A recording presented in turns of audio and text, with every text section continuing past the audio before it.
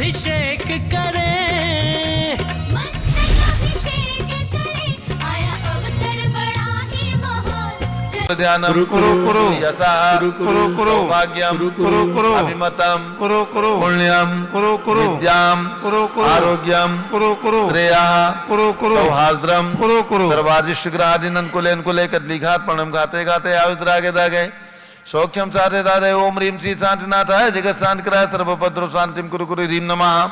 परम पवित्र सुगंधित जलेन जिन प्रतिमाया मत्स्यका चौबरी शानदारम चतुर्भिसंगस्य भारत के राष्ट्रपति प्रधानमंत्री सभी प्रदेशों के राज्यपाल मुख्यमंत्री आदि समस्त शासकानां प्रशासकानां च गणनीय प्रमुख श्री चतुर्भिसंगस्य सभी इंद्र परिवारस्य सर्व शांतिम कुरु कुरु तुष्टिम कुरु कुरु पुष्टिम कुरु कुरु आरोग्य लाभम वित्त लाभम चा कुरु कुरु बसट उदक चंदन तंदुल पुष्प कई चरस दीप सुदुप फलार की कई धवल मंगल गान रवा कुले जिन ग्रह जिन आत्माएं मुझे ओम ह्रीम श्री जिनेन्द्राय नमः शांतिधारा अभिषेकम करोमि अर्घ्यम निर्वपामि ते स्वाहा।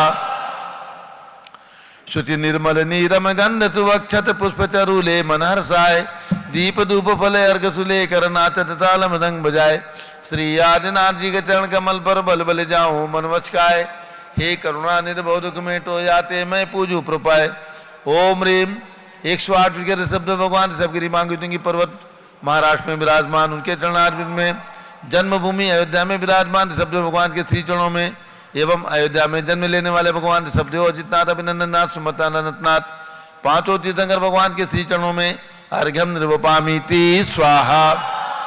वसुद्रव्य समारी तुमडिगधारी आनंदकारी दृक्प्यारी तुम होमोतारी करुणाधारी आते तारी सरनारी श्री शांतिने नूतनक्रेशम भ्रतचक्रेशम चक्रेशम हनिय चक्रेशम हे गुणदेशम दामत्रेशम मकरेशम।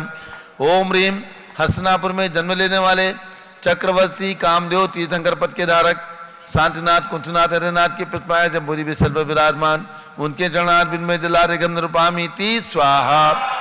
जल फल वसु चदीय मथार तन मन मोद धरो गुण गाऊं भौरद तार पूजत पापी हरो श्री वीर महावीर सन्मति नायक हो जय वर्धमान गुणधीर सन्मति दायक हो। ओम ह्रीम मनोकामना सिद्धिकारक जम्बूरी विशल पर कमल मंदिर में विराजमान भगवान महावीर स्वामी के श्री चरणों में एवं जन्मभूमि कुंडलपुर नालंदा जिला बिहार में विराजमान भगवान महावीर स्वामी के श्री चरणों में अर्घ्यम निर्वपामि ते स्वाहा।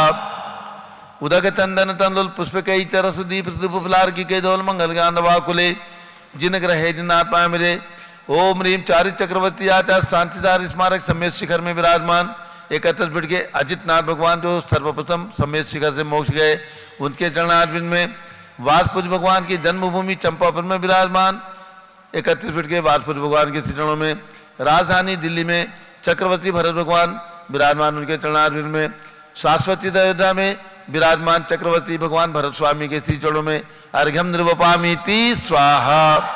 उदक चंदन तंदुल पुष्प कई चरस दीप धूप फलार की कई धवल मंगल गांध बाकुले जिन ग्रह जिन साधु मुझे ओम ह्रीम 20वीं शताब्दी के प्रथमाचार्य एवं समस्त दिगंबर जैन संतों के ऊपर उपकार करने वाले आचार्य शांति सागर उनके पट्टाचार्य आचार्य वीर सागर शिव सागर धर्म सागर अजित सागर श्रेयान सागर अभिनंदन सागर सप्तम पट्टाचार्य आचार्य अनेकांत सागर महाराज के चरणों में एवं भारत में चातुर्मास करने वाले समस्त दिगंबर जैन आचार्य उपाध्याय मुनियार का चुल्लक चुल्लिका समस्त पिछीदारी संतों के चरणों में अर्घ्यम निर्वपामि ते स्वाहा।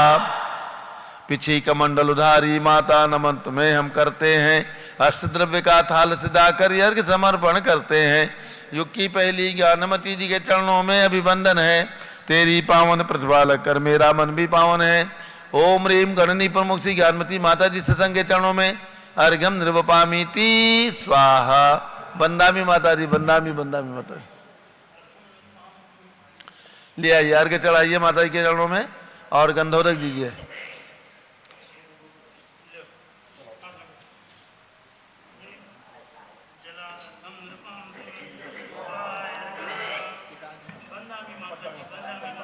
सुरेश जी जैन सलावा जो हमारे चुल्लक प्रशांत सागर महाराज के गृह अवस्था के पिताजी हैं उन्होंने अपने जीवन के 93 वर्ष पूर्ण करके 94 वर्ष में प्रवेश कर रहे हैं। सलावा जिला मेरठ में है, हसनापुर के नज़दीक है, 50-60 किलोमीटर पर उनके लिए बहुत बहुत जन्म दिवस पर शुभकामनाएं और पूज्य माता जी का मंगल आशीर्वाद। अब पूज्य गणनी ज्ञानमती माता जी का मंगल उद्बोधन होगा। केवल एक दो सूचना। राजधानी उत्तर प्रदेश की राजधानी लखनऊ में कल 24 तीर्थंकर भगवान की प्रतिमाएं कमल में विराजमान होकर के बहुत ही सुंदर दृश्य उपस्थित हुआ और वहाँ पर पाषाण की श्वेत पाषाण की रीम विराजमान की गई है 7 फीट ऊंची और उसमें 24 रत्न प्रतिमाएं विराजमान की गई हैं। सभी पुण्याजक परिवारों ने आकर के पुण्य लाभ प्राप्त किया। शांति मंडल विधान संपन्न हुआ और धूमधाम से कार्यक्रम कल राजधानी लखनऊ के अंदर संपन्न हुआ। जैन धर्म प्रवर्तनी सभा के तत्वावधान में और उसके अध्यक्ष विनय जैन और सुशील जैन, रितेश जैन, वीर कुमार जैन आदि सभी पदाधिकारियों ने खूब, धनेन्द्र जैन सीतापुर वाले, सब लोगों ने मिलकर के इस कार्यक्रम को बहुत ही अच्छे से संपन्न किया और सभी के लिए पूज्य माता जी अपना यहीं से मंगल आशीर्वाद प्रदान कर रही हैं। और इसके साथ अब वो समय आ गया है जब सारे देश के अंदर जितने भी संत हैं हमारे दिगंबर जैन सभी चातुर्मास वर्षा योग की स्थापना करेंगे। वो तिथि है 2 जुलाई 2023, आषाढ़ शुक्ला चतुर्दशी, दिन है रविवार। ये आषाढ़ शुक्ला चतुर्दशी के दिन वर्षा योग की स्थापना की जाती है प्रतिवर्ष। ये मूलाचार जो हमारे मुनियों का ग्रंथ है उसकी आज्ञा है। उसी के अनुसार पूज्य गणनी ज्ञानमती माता जी ने अपने जीवन के अंदर पिच्छी लेने के बाद 70 चातुर्मास कर चुकी हैं और ये 71वां वर्षा योग पूज्य गणनी ज्ञानमती माता जी का शाश्वत तीर्थ अयोध्या, ये हमारा जैन समाज का सबसे बड़ा तीर्थ है, सबसे प्राचीन तीर्थ है और इसका विकास पूज्य गणनी ज्ञानमती माता जी के मंगल सानिध्य में हम और आप पूरा जैन समाज, पूरा दिगंबर जैन समाज मिलजुल करके कर रहा है, करने जा रहा है, करेगा, ताकि हम पूरे देश के समक्ष इस शाश्वत सिद्ध अयोध्या को सुंदर सुंदर सुंदरतम रूप में प्रस्तुत कर सकें। इसके लिए पूरे दिगंबर जैन समाज का तन, मन और धन ये अपेक्षित है। जो जितना लगाएगा उसका 100 गुना उसको निश्चित रूप से प्राप्त होने वाला है, इस पर्याय में भी और अगली पर्याय में भी। इसलिए सभी भक्तों को बार बार यही प्रेरणा करूंगा कि आप शाश्वती अयोध्या की वंदना करें, दर्शन करें, आएँ और यहाँ के नवनिर्माण में, यहाँ के विकास में, यहाँ के जीर्णोद्धार कार्य में अपना सहयोग अवश्य प्रदान करें। पूज्य गणनी ज्ञानमती माता जी का ये वर्षा योग 71वां वर्षा योग 2 जुलाई को मध्याह्न 3 बजे धर्म सभा होगी। पूरे अवध प्रांत के भक्तगण, सभी नगरों के भक्तगण यहाँ पर पधार करके और पूज्य गणनी ज्ञानमती माता जी का इस शुभ अवसर पर आशीर्वाद प्राप्त करेंगे। और इसके साथ 3 बजे धर्म सभा और रात्रि में 8 बजे, जैसा कि मूलाचार की आज्ञा है कि आषाढ़ शुक्ला चतुर्दशी की पूर्व रात्रि में चातुर्मास की स्थापना और कार्तिक कृष्णा चतुर्दशी की अपर रात्रि, जिसको अमावस्या कहते हैं, उसके प्रातः काल जब दीपावली का निर्माण लाडू चढ़ाते हैं उस समय चातुर्मास का निष्ठापन किया जाता है। ये आगम की आज्ञा है, इसी के अनुसार पूज्य माता जी हमेशा करती हैं। तो ये वर्षा योग की स्थापना 2 जुलाई को यहाँ पर होगी। हमारे समस्त दिगंबर जैन समाज को सारा आमंत्रण है। जो भी भक्त यहाँ पर आएंगे उन सभी के ठहरने की और सब प्रकार की सुविधा यहाँ पर रहेगी। और अब पूज्य गणनी ज्ञानमती माता जी का मंगल उद्बोधन होगा। और पर्युषण पर्व 19 सितंबर से 29 सितंबर तक है। भाद्र शुक्ला चतुर्थी से भाद्र शुक्ला पूर्णिमा तक और एकम को हवन होगा। इसलिए यहाँ पर 30-24 मंडल विधान यानी रत्नों की 720 जिन प्रतिमाएँ जो पूरे देश के भक्तों ने यहाँ पर विराजमान करने का पुण्य अर्जित किया है, उन प्रतिमाओं के सानिध्य में उनके समक्ष उनकी वंदना करते हुए, उनकी उपासना करते हुए यहाँ पर 30-24 मंडल विधान का आयोजन किया जा रहा है। 10 लक्षण पर्व में जो भी भक्त आना चाहते हैं अपने रिजर्वेशन करा लें और अपने आने की सूचना यहाँ पर दे करके ये सौभाग्य प्राप्त करें। पूज्य गणनी ज्ञानमती माता जी का आशीर्वाद, उनका सानिध्य, उनके प्रवचन का लाभ, पूज्य अर्का चंदनामती माता जी के द्वारा अनेक प्रवचनों का लाभ और इसके साथ शाश्वत अयोध्या की वंदना करने का लाभ प्राप्त होगा। तो जो भी भक्त हमारी आवाज़ सुन रहे हैं और जिन्हें सुविधा हो 10 लक्षण पर में आने की अवश्य आए, उनकी सबकी सुविधा यहाँ पर रहेगी। अब पूज्य गणी ज्ञानमती माता जी का मंगल उद्बोधन सुने। ओम नमः सिद्धेभ्यः। ओम नमः सिद्धेभ्यः। ओम नमः सिद्धेभ्यः। ओम नमः सिद्धेभ्यः। ओम नमः सिद्धेभ्यः। ओम नमः सिद्धेभ्यः। ओम ह्रीं विश्वशांतिकराय श्री ऋषभदेवाय नमः। ओम ह्रीं विश्वशांतिकराय श्री ऋषभदेवाय नमः। ओम ह्रीं प्रयाग तीर्थे वटवृक्ष तले दीक्षा कल्याणक प्राप्ताय। ओम ह्रीं प्रयाग तीर्थे वटवृक्ष तले दीक्षा कल्याणक प्राप्ताय। ध्यान मग्न श्री ऋषभदेवाय नमः। ध्यान मग्न श्री ऋषभदेवाय नमः। पुनश्च हम व्रतों की ओर आएंगे। नंदीश्वर व्रत का मंत्र बोलेंगे। आज द्वादशी है। ओम ह्रीं पंचमहालक्षण कल्याण पंचमहा। ओम ह्रीं पंचमहा लक्षण संज्ञाय नमः। ओम ह्रीं पंचमहाकल्याण लक्षण संज्ञाय नमः। ओम ह्रीं पंचमहालक्षण संज्ञाय नमः। ओम ह्रीं पंचमहालक्षण संज्ञाय नमः। इस दिन जो विधिवत अठाई करते हैं, विधिवत व्रत करते हैं, उनके लिए आज एकासन का विधान है और फल है 84 लाख उपवास। एकासन करके यानी एक बार शुद्ध भोजन करके भी फल 84 लाख उपवास का है। यह है पर्व के दिनों की महिमा। अब हम आपको ले चले नवनिधि व्रत की ओर। ओम ह्रीं वरम षष्ठ चक्रवर्ती। ओम ह्रीं वरम त्रयोदश कामदेव पद प्राप्त श्री कुंथुनाथाय नमः। ओम ह्रीं वरम त्रयोदश कामदेव पद प्राप्त श्री कुंथुनाथाय नमः। नवग्रह शांति व्रत की ओर। ओम ह्रीं वरम शुक्र ग्रहारिष्ट शांति कराय। ओम ह्रीं वरम शुक्र ग्रहारिष्ट शांति कराय। श्री पुष्पदंतनाथाय नमः। श्री पुष्पदंतनाथाय नमः। ये जो व्रत चल रहे हैं इनका मंत्र बोला। ओम ह्रीं श्री शांतिनाथ कुंथुनाथ हरेनाथ तीर्थंकरेभ्यो नमः। ओम ह्रीं श्री शांति कुंथुनाथ हरेनाथ तीर्थंकरेभ्यो नमः। ओम ह्रीं श्री त्रिंशत् चतुर्विंशति तीर्थंकरेभ्यो नमः। ओम ह्रीं श्री त्रिंशत् चतुर्विंशति तीर्थंकरेभ्यो नमः। ओम ह्रीं श्री चक्रवर्ती भरत स्वामिने सिद्ध परमेष्ठिने नमः। ओम ह्रीं श्री चक्रवर्ती भरत स्वामिने सिद्ध परमेष्ठिने नमः। ओम ह्रीं श्री शांतिनाथाय नमः। ओम ह्रीं श्री शांतिनाथाय नमः। ओम ह्रीं श्री कुंथुनाथाय नमः। ओम ह्रीं श्री कुंथुनाथाय नमः। भव्यात्माओं, हमें और आपको ध्यान में रखना है कि आषाढ़ शुक्ला चतुर्दशी से पंचमी प्रथम श्रावण कृष्ण पंचमी तक 7 दिन का सप्तमी व्रत होता है। इस बार श्रावण में द्वितीया तृतीया सम्मिलित होने से ये व्रत कल से त्रयोदशी से ही शुरू हो जाएगा। आप लोग सब ध्यान रखेंगे। सप्तदशी व्रत करने वाले जो 7 दिन का सप्तदशी व्रत है ये कल से त्रयोदशी से ही शुरू हो जाएगा, क्योंकि एक तिथि का बीच में इसका क्षय है। 7 दिन होता है तो त्रयोदशी चतुर्थी पूर्णिमा और 4 दिन आगे के ऐसा है सप्तदशी व्रत। और रविवार व्रत भी ये 1 जुलाई से प्रारंभ होगा। रविवार व्रत 2 जुलाई, ये सप्तदशी व्रत 1 जुलाई से 7 जुलाई तक है तिथि के तारीख के अनुसार। और तिथि से आषाढ़ शुक्ला त्रयोदशी से प्रथम श्रावण कृष्णा पंचमी तक।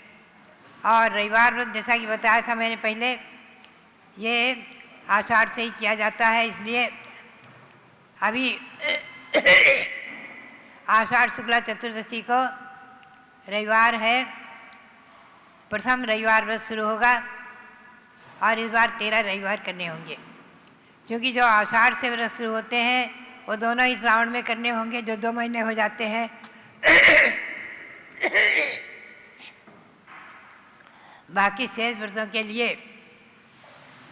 अगला सावन द्वितीय श्रावण महीना ही मान्य रहेगा। जैसे सप्तपरमिष्ठान व्रत आएंगे, मुकुट सप्तमी व्रत आएगा, रक्षाबंधन व्रत आएगा आदि, इन व्रतों में अगले श्रावण को, द्वितीय श्रावण को अगस्त में ही करना होगा। इस बात को आप लोगों को ध्यान में रखता है। हम समय समय पर आपको बताते रहेंगे, मंत्र बुलवाते रहेंगे। हम आपको आज ले चले जरा समय शरण की ओर। समो शरण में श्री मंडप भूमि तक कल मैंने आपको सुनाया था। विशेष महत्वपूर्ण विषय आप और ध्यान में रखेंगे। वर्तमान में आप देखते हैं ज़्यादातर समोसरण में कमलासन पर भगवान विराजमान कर देते हैं। कमलासन पर चारों भगवान विराजमान रहते हैं, चारों दिशा में मुख करते हुए। भगवान तो देखें एक ही रहते हैं समोसरण में, उनका पूर्व मुख अथवा उत्तर मुख होता है, लेकिन परमोदारिक दिव्य शरीर होने से चारों तरफ उनका मुख दिखता है।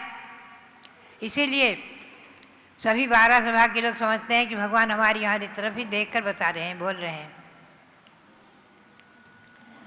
इसलिए आप ध्यान में रखें, समोसरण में गंधकुटी का वर्णन है, जो आज प्रायः अन्यत्र समोसरणों में आपको देखने को नहीं मिलेगी, लेकिन यहाँ आपको देखने को मिलेगी।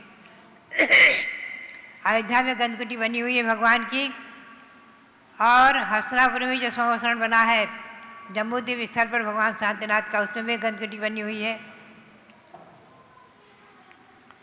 गंधकुटी का वर्णन आया है तिलोपनत्ति में और आदि पुराण में कि भगवान ऋषभदेव की शरीर की अवगाहना 500 धनुष थी, और गंधकुटी जो है भगवान की 600 धनुष चौड़ी, 900 धनुष ऊंची थी।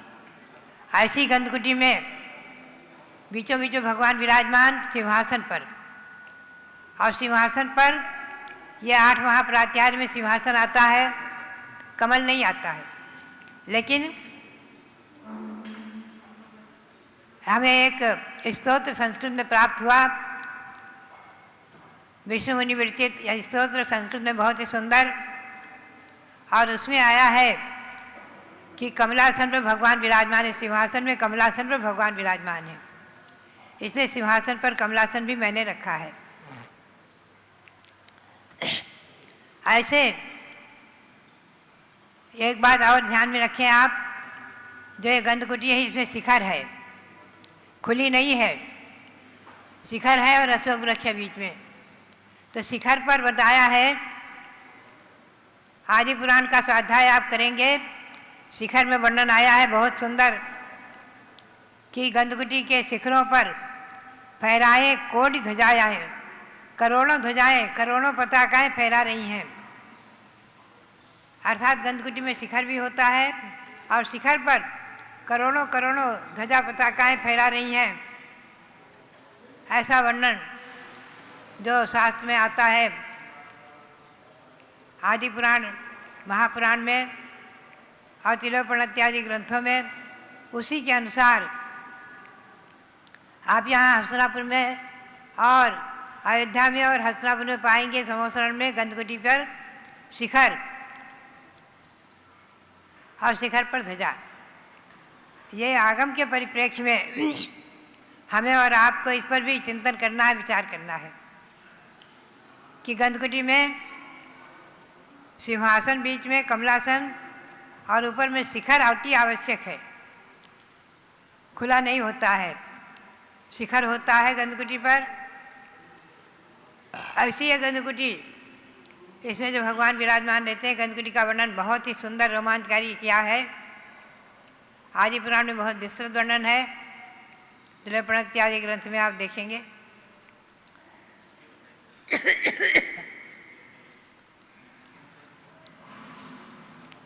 जय गंधकुटी के शिखरों पर फहराए कोटि पताकाएं, चहुओर लटकते मोती के झालर और बंधन मालाएं।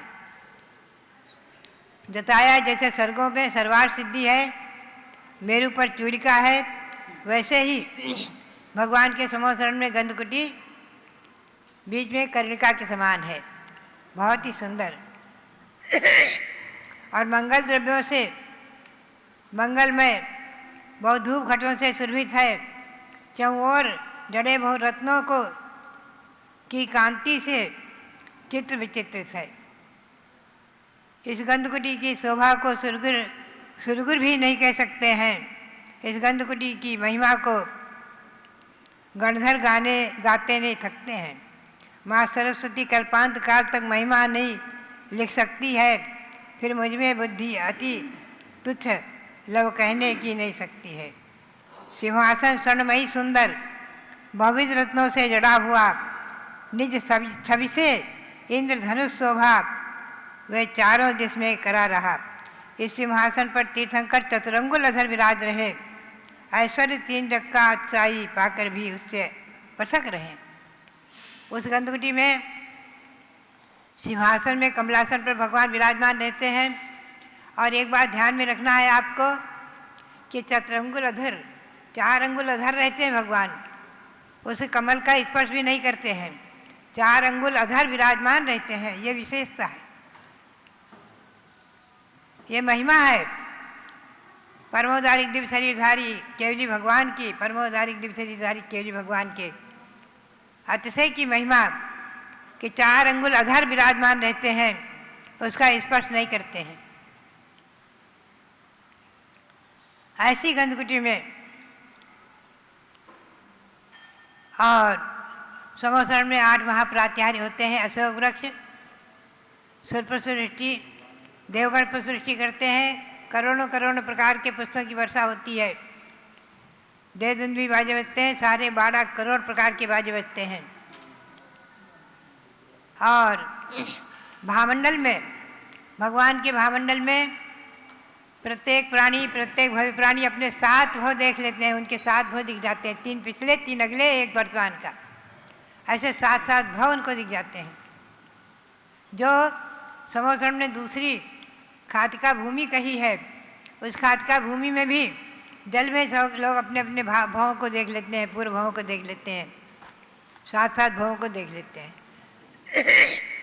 ये समोसरण की महिमा।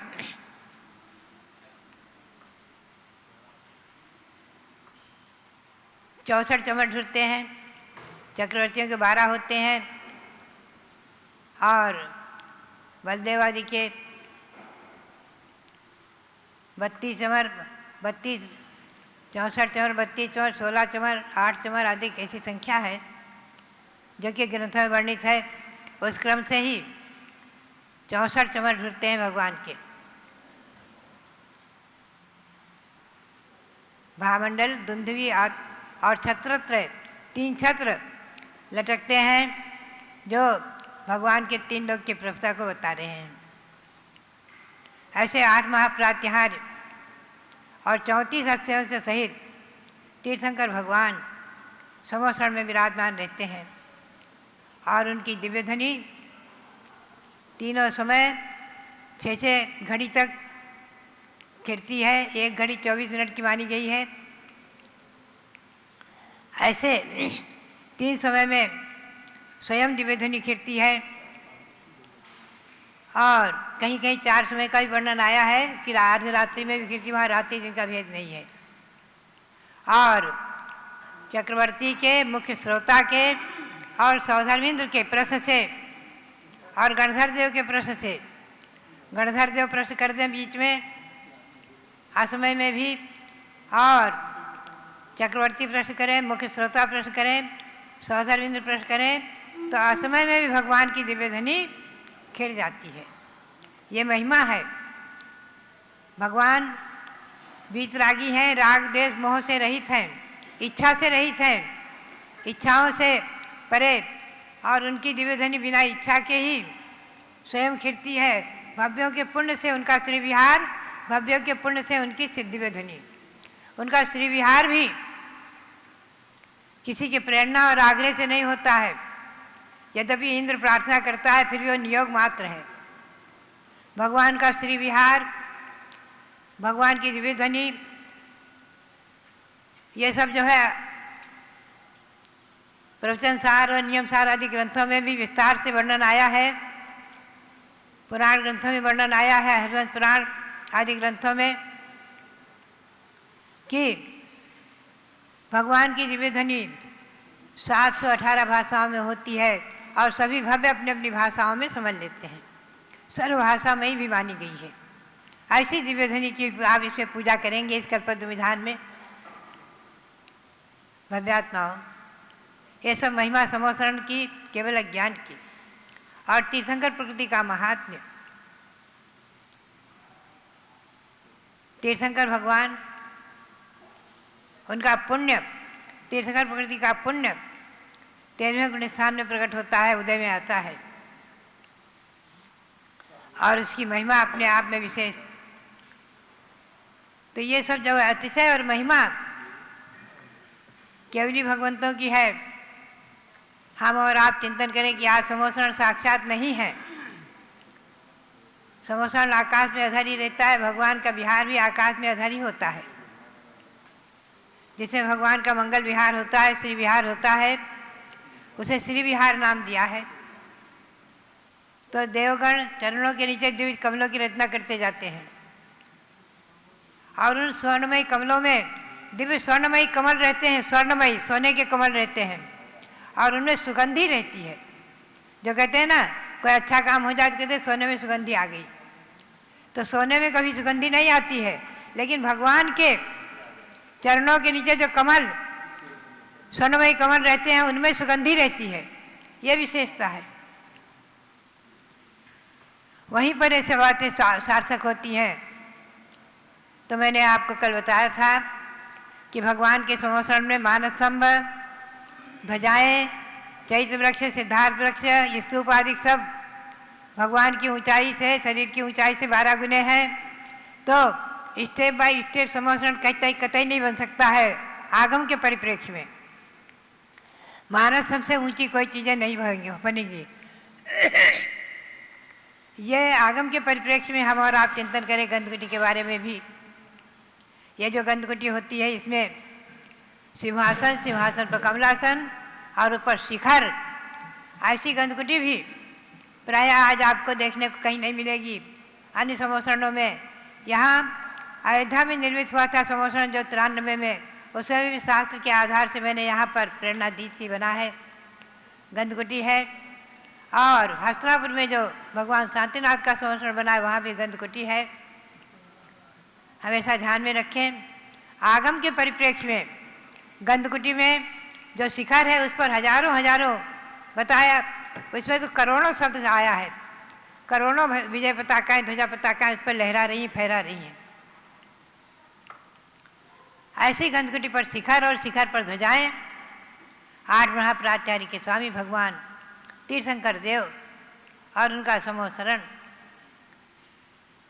हमें और आपको आज देखने को नहीं मिलेगा साक्षात, लेकिन देवगण आज भी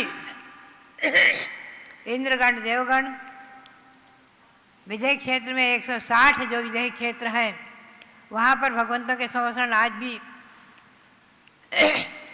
20 समोसरण तो विद्वान ही हैं। जिन विद्वान विहरमान क्या पूजा करते हैं, शिवंदर, युगंदर, बाहु, सुबाहु आदि, उनके समोसरण तो विद्वान है ही हैं। बाकी और भी समोसरण हो सकते हैं, और भी भगवान हो सकते हैं, और भी केवली महापुरुष हो सकते हैं जिनकी गंधकुटी इसी प्रकार से रचना बनती है। तो भव्यात्माओं, ये सब विशेषताएँ आगम के परिप्रेक्ष्य में आगम का स्वाध्याय करके तिलक प्रणति, हरिवंश पुराण आदि ग्रंथों का स्वाध्याय करके समोसरण के बारे में हमें और आपको समझना चाहिए। उनके वर्णन को पढ़ते सुनते समय भी आप ध्यान में रखें, ग्रंथों के स्वाध्याय के समय आचार्य ने बताया है कि असंख्यात गुणित श्रेणी कर्मों की निर्णय होती है। असंख्यात कर्म हमारे आपके झड़ जाते हैं, अशुभ कर्म झड़ते हैं और शुभ कर्मों का आश्रय होता रहता है। अशुभ कर्मों की निर्जरा, शुभ कर्मों का आश्रय और पाप कर्मों का, अशुभ कर्मों का संवर रुक जाते हैं। ये सब कार्य प्रति क्षण प्रति समय हो ही रहे हैं। हम और आपको दिखते नहीं हैं, लेकिन हमारे और आपके हो रहे हैं। आपने मंदिर में प्रवेश किया, प्रदक्षिणा दी, अनंत उपवास का फल मिल गया, ये वर्णन पद्म पुराण में है। आपने समोसरण में आकर के भगवान की पूजा किया और गंधकुटी आदि के दर्शन करके ये कल्पद्रुम विधान कर रहे हैं। तीर्थ पर बैठ करके, शाश्वत तीर्थ पर बैठ कर कल्पद्रुम विधान कर रहे हैं। ये विधान, ये पुण्य अनंत अनंत गुणा फलने वाला है, फलित हो रहा है, फल रहा है। और इस विधान के प्रभाव से समय पर वर्षा, इति भीति का नहीं होना, अपने भारत देश में नहीं सारे विश्व में सुभिक्ष का होना, अकाल आदि नहीं होना, दुर्भिक्ष नहीं पड़ना आदि अनेकों अतिशय होते हैं। ये यहाँ शाश्वत जन्मभूमि अयोध्या में होने वाला है कल्पद्रुम विधान और महान आष्टानिक नंदीसर पर्व, अनादि निधन शाश्वत पर्व, ये हमारे और आपके जीवन में मंगलकारी हो, इसी भावना के साथ आप सबके लिए बहुत बहुत मंगल आशीर्वाद। बहुत बहुत जब लो भारत गौरव देवी शक्ति गणिनी प्रमुख श्री ज्ञानमती माता जी की जय। आपने जिनवाणी के आलोक में ये मंगल देशना ऐसी सुनी कि जैसे समो शरण में जाकर भव्य प्राणी वहाँ भगवान की दिव्य ध्वनि के आधार पर गौतम स्वामी या गणधर स्वामी के मुख से सुना करते थे। भव्यात्माओं, संसार में हमेशा से यति परंपरा यानी श्रमण परंपरा और गृहस्थ परंपरा ये दोनों ही रही हैं। बिना साधु के भी धर्म नहीं चलता और बिना गृहस्थों के भी धर्म नहीं चलता। तो साधुओं के लिए कहा झाणत झरणम मुखो, ध्यान और अध्ययन ये प्रमुख होता है, और गृहस्थों के लिए कहा दानम पूजा मुखो। समझे राजेश जी? गृहस्थों के लिए क्या कहा? दानम पूजा मुखो, माने दान और पूजा। वैसे तो 6 कर्म हैं, देव पूजा, गुरु पास्ती, स्वाध्याय, संयम, तप और दान, लेकिन प्रमुख रूप से उसमें कहा कि दान और पूजा ये 2 प्रमुख कर्तव्य होते हैं जिनसे उनके जीवन के अंदर विशेषता, महानता आती है। देखो, आप पूजा कर रहे हैं तो भी दान कर रहे हैं, द्रव्य का दान कर रहे हैं। बिना घर से धन निकाले पूजा भी नहीं हो सकती। तो दान और पूजा, लेकिन दान करते समय यदि मन के अंदर संक्लेश है तो उसका पुण्य उतना नहीं लगता। तो इसलिए बसुनंदी श्रावकाचार के अंदर दान के 5 दूषण भी बताए हैं, दोष, और दान के 5 भूषण भी बताए हैं। यानी दान कैसे सफल होता है और दान यदि अरुचि से दिया गया तो उसमें क्या दोष होते हैं। सुनना आप, दान के 5 जो दोष हैं, दूषण हैं, यानी कि कहा अनादरो विलंबश्च वै मुख्यम विप्रियम वचः पश्चात्तापश्च धातु स्यात् दान दूषण पंचकम। कहा कि अनादर करना, दान लेने वाले का अनादर करना। चले आए सवेरे से दान लेने के लिए, ऐसे अनादर करना, दे तो दिया लेकिन उसका अनादर किया तो दान का जो चाहिए पुण्य नहीं मिलेगा। दान देने में विलंब करना, देरी करना, अच्छा सोचेंगे, कोई बात नहीं, आपने कहा है तो सोचेंगे, ये दूसरा दूषण है, दोष है। दान देने के बाद में अरुचि दिखाना, मैंने बेकार दान दे दिया, इसमें तो इतना उपलब्धि नहीं थी, और लेने वाले का तिरस्कार कर देना। और 5वां दूषण है कि दान देने के बाद फिर दुखी होना, पश्चाताप करना। तो दान देना एक तरह से बेकार हो जाता है। और दान देने के 5 भूषण हैं, माने छोटा सा भी दान देकर कितना बड़ा फल प्राप्त किया जा सकता है। इसको सुनिए 5 प्रकार के, कि दान देते समय एकदम हर्षातिरेक, आनंद का अतिरेक करते हुए आनंद के अश्रु बहाना, कि अगर मेरा एक मुट्ठी चावल भी भगवान आपके समक्ष चढ़ गया या गुरु के समक्ष चढ़ गया तो समझो मेरा जीवन धन्य हो गया, मेरे घर के अंदर धन धान्य की वृद्धि होने वाली। तो हर्षातिरेक होना ये भूषण है। और पात्र को देखते ही रोमांच हो जाना कि आज इनके निमित्त से मुझे दान देने का सौभाग्य मिल रहा है, इससे रोम रोम एकदम पुलकित हो जाए। हमारे अनिल कुमार जी संघपति हैं, उनसे हम कहते हैं आपने इतने करोड़ों रुपए खर्च कर दिया या संघ के संचालन में, कहते हैं माता जी आपका तो परम उपकार है कि मुझे कुछ करने का आप सौभाग्य दे रहे हैं। तो ऐसे रोम रोम पुलकित करके दान को देना, पात्र का बहुमान करना, चाहे वो गुरु हैं, चाहे मंदिर में दान लेने के लिए कोई जाते हैं, उनका अरे भाई आप आए हैं, आपका बहुत बड़ा सम्मान है, और सुंदर प्रिय वचनों से सत्कार करना, बैठिए आपका सत्कार है।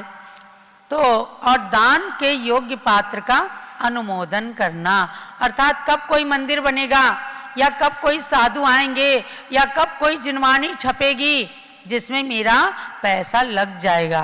तो ये 5 भूषण हैं, समझे क्या? आपके सामने ही बैठी हैं एक राजेश जी, आपकी बहन, इन्होंने कहा कि सबको मौका मिलता है और अयोध्या की यात्रा में मुझे मौका मिलना चाहिए, और इन्होंने क्या किया था, अंजल त्याग करने की धमकी दे दी कि माताजी अगर मुझे ये सौभाग्य नहीं मिला हस्तिनापुर से अयोध्या संघ को ले जाने का, तो मैं अंजल त्याग कर दूंगी। देखो कितने परिणाम, यानी कि हर 7 ऋग के साथ साथ ऐसे परिणामों से हमेशा सुगति का बंध होता है, और परिणामों को बढ़ाने से अपने रोग शोक नष्ट होते हैं और दूसरे को प्रेरणा मिलती है, और तीर्थ यात्रा का महान पुण्य मिलता है।